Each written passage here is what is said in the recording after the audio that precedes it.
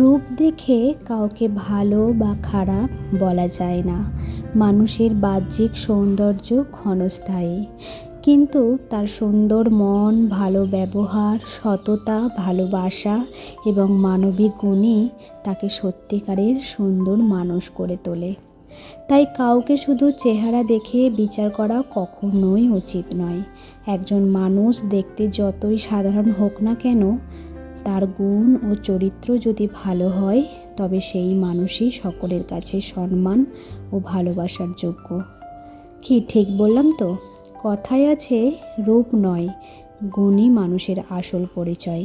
তাই মানুষের বাহ্যিক সৌন্দর্যের চেয়ে তার মনের সৌন্দর্য ও গুণকেই বেশি গুরুত্ব দেওয়া উচিত। আসলে এতগুলো কথা বলার কারণ হলো এই লঙ্কাগুলোকে দেখে।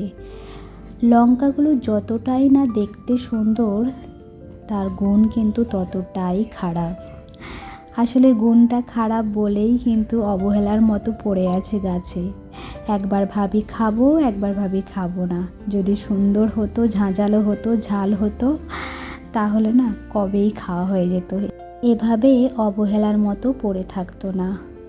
হ্যালো এভরিওয়ান, তোমরা সবাই কেমন আছো? আশা করি তোমরা সকলেই ভালো আছো। আমি শ্রাবন্তী, আমার নতুন একটি ব্লগে তোমাদের সকলকে জানাই অনেক অনেক স্বাগত। আর আমি কিন্তু একদম মেন গেটের সামনে চলে এসেছি জানো। আর ওই যে ছাদে জবা গাছগুলো ছিল, ওগুলো না নামিয়ে নিয়ে চলে এসেছি। এত রোদ্দুর যে জবা গাছগুলো না কেমন হয়ে যাচ্ছে। তাই মেন গেটের সামনে যে নয়নতারা গাছগুলো রেখেছিলাম, ওর ধারেই রেখে দিয়েছি সব টবগুলোকে একভাবে সুন্দর করে সাজিয়ে।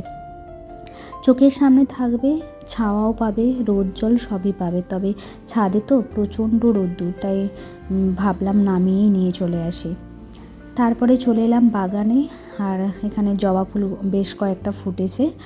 আর এই গাছে না জবা ফুল বেশ সুন্দর ফুটছে, কদিন দেখতে পাচ্ছি বেশ ভালোই ফুটছে। আর এই গাছটা কিন্তু বেশি দিন আমি এনে লাগাইনি, খুব কম সময়ের দিনে লাগিয়েছি। তবে বর্ষার জল পেতেই একদম তত্তরিয়ে বেড়ে উঠেছে জবা গাছটা। আর এখন দেখি 4-5টা করে প্রতিদিনই ফুল হচ্ছে। আর দেখো, তোমাদের সাথে কথা বলতে বলতে এদিকে কিন্তু আমার পুজোও কমপ্লিট, একদম পুজো দিয়ে দিয়েছি সুন্দর করে। আর এদিকে দেখো বাইরে একদম ঝমঝমিয়ে বৃষ্টি হচ্ছে, ঘরটা একদম অন্ধকার হয়ে গেছে, দেখতে পাচ্ছ তোমরা? তারপর চলে এলাম কিন্তু রান্নাঘরে। আর এদিকে করলা কেটে নিয়েছি, আর এখানে কেটেছি কুমড়ো, তারপরে আলু, সজনা ডাঁটা। এটা না তিতোর তরকারি করব, বুঝেছো? আর এর মধ্যে দেব বড়িটা দিতে বেশ স্বাদটা না দ্বিগুণ হয়ে গেছে, ভালো লেগেছিলো তিতোর তরকারিটা। আর নিরামিষ আজকে যেহেতু, আর নিরামিষ মানেই আমাদের কিন্তু সোয়াবিন। আর এদিকে কাঁকরোল ভাজা করব, কেটে নিয়েছি। এদিকে কিন্তু আমার রান্নাও কমপ্লিট, তোমাদেরকে এক ঝলক দেখিয়ে দিই। দেখো, তিতোর তরকারিটাও কিন্তু আমার হয়ে গেছে। আর এটা না ঝোল ঝোল করা যায় জানো তো, কিন্তু আমি একটু মাখা মাখা করেছি। তবে খেতে না বেশ ভালো লেগেছিলো, মুখটা না ছাড়ে। প্রথমে আমি ভেবেছিলাম কীরকম কী হবে, খাবো না, কিন্তু বেশ ভালো লেগেছে জানো। বড়িটা দেওয়ার পর জন্য বেশি ভালো লেগেছে। আর এদিকে দেখো কাঁকরোল ভাজা করে নিয়েছি। আর এই কাঁকরোলটা আমি তো খেতে ভালোবাসি, এখন দেখি আমার বড় বেশ ভালো খায়। আর এদিকে সোয়াবিনের তরকারিটাও হয়ে গেছে। আর আজকের নিরামিষ রান্না যেহেতু, তাই সিম্পল রান্না বান্না করেছি। আর নিরামিষের দিনে না আমি খুব চিন্তায় থাকি যে কি রান্না করব। আমি তো এইভাবেই চিন্তায় থাকি। তোমরাও কি নিরামিষের দিন এইভাবেই চিন্তায় থাকো? একটু বলো তো।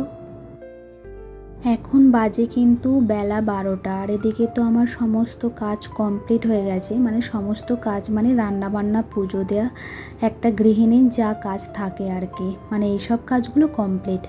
আর এদিকে যেহেতু 12টা বাজে, এখন তো খাওয়ার টাইমও নয়, তাই ভাবলাম যে এই কাজগুলো করে নিই। আর এগুলো অনেক দিন ধরেই ভাবছি করব কিন্তু সেই করা আর হয়ে ওঠে না। গাছগুলো একটু কাটিং করে নিয়েছি। জেট প্ল্যান গাছটা না সেই 2-3 বছরের হয়ে গেছে, আর গোড়ার দিকটা না উঠে গেছে কেমন একটা। আমি না কিছু মানে 1 বছর আগে ওই জেট প্ল্যানের ডাল ভেঙেই, মানে ডাল কেটে আমি একটা টবের মধ্যে লাগিয়েছিলাম, বেশ ভালো না বেরিয়েছে, গাছটা বেশ ভালো হয়েছে। তাই ভাবলাম এই ডালটা মানে গোড়া সমেত তুলে দিই। কারণ 2-3 বছর হয়ে গেছে তো গাছের গোড়াটা কেমন উঠে যাচ্ছে আর গাছের পাতাগুলো না নষ্ট হয়ে যাচ্ছে, কেমন শুকিয়ে যাচ্ছে। তাই ভাবলাম গাছটা তুলে দিই, তুলে ওই গাছের ডাল যেগুলো একটু ভালো আছে পাতাগুলো সেগুলোই কাটিং করে নিয়েছি, কেটে নিয়েছি আর ওগুলোই লাগাবো। যদি মাটিটা না আমি চেঞ্জ করতে পারতাম তাহলে হয়তো আরও ভালো হতো, কিন্তু আমাদের বাগানে না সেরকম মাটি নেই যে চেঞ্জ করব। সেদিন যে নার্সারিতে গিয়েছিলাম ওই ভার্মি কম্পোস্ট মাটির মধ্যে মিক্সড করে নিয়েছি, তারপরেই কিন্তু গাছের ডালগুলো লাগাবো। দেখা যাক কেমন হয় গাছগুলো। আগের গাছগুলো তো বেশ ভালোই হয়েছে, এই গাছটা কেমন হয় দেখা যাক। তারপর কিন্তু সমস্ত গাছে এক এক করে এই ভার্মি কম্পোস্ট দিয়ে দেব। কবে এনেছিলাম ওই নার্সারি থেকে এই ভার্মি কম্পোস্ট, দেবো করে সময় আর হয়ে উঠছে না, তাই আজকে ভেবেছি আজকে এই কাজটাই করব আগে। ভার্মি কম্পোস্ট নাকি গাছের জন্য খুব উপকারী একটা জৈব সার, আর এই জৈব সারটা কিন্তু বাড়িতেও বানানো যায় সমস্ত সবজির খোসা দিয়ে। কিন্তু আমি যতটুকু সময় পাই ততটুকুই বাগানের পরিচর্যা করি, আর এই বর্ষার জন্যই আরোই করা হয়ে ওঠে না। তবে কি জানো তো, ইচ্ছে আছে যে বাগানে অনেক সবজি গাছ লাগাবো, কিন্তু ইচ্ছে থাকলেও উপায় নেই, কারণ না আমাদের বাগানে মাটি নেই। মাটি থাকলে অনেক গাছ লাগানো যায়। ইচ্ছে ছিল যে শীতকালের দিকে অনেক সবজি গাছ লাগাবো, কিন্তু মাটির অভাবে আর সেভাবে গাছ লাগানো হয় না, ইচ্ছেটা নষ্টই হয়ে যায় বলতে পারো।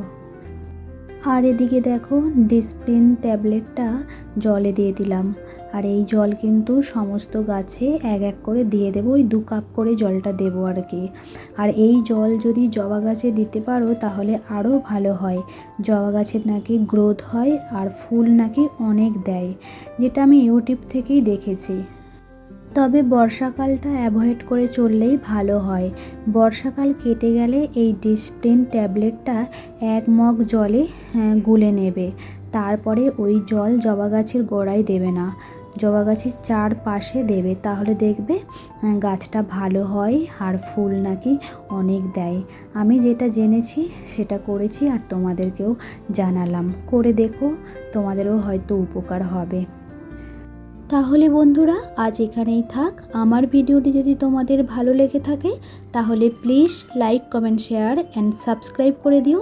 ভালো থেকো, সুস্থ থেকো, সাবধানে থেকো। আবার দেখা হবে নতুন একটি দিনে নতুন একটি ব্লগে।